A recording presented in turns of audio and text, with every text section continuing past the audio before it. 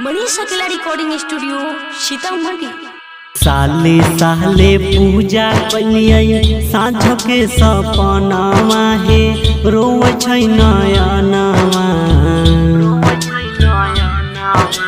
साले साले पूजा कलियै साँझ के सपनावा हे रोवे छै नयनवा।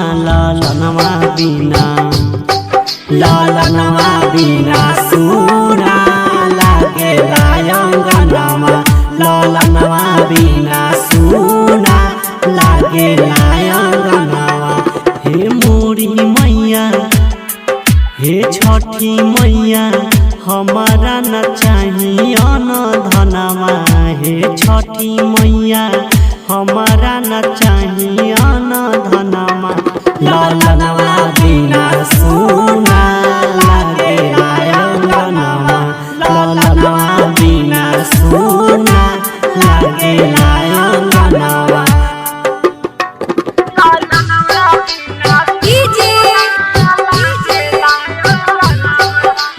अरविंद कुमार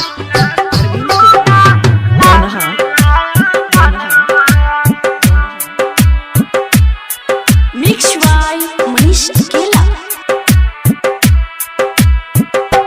हाँ बेटिया बजनिया फेरी दन जरिया भेलै कवन कसूर हे।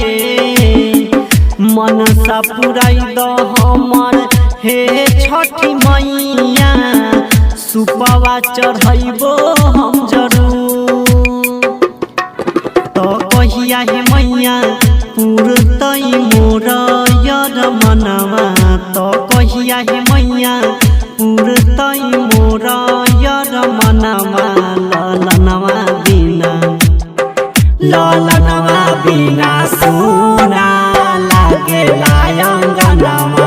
लालनवा बिना सुना लागे अंगनवा।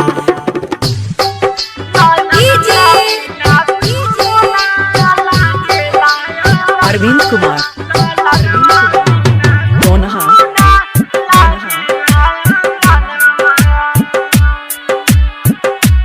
मिक्स बाय मनीष अकेला। हाँ रही के उपास माई करे छियो पूजा।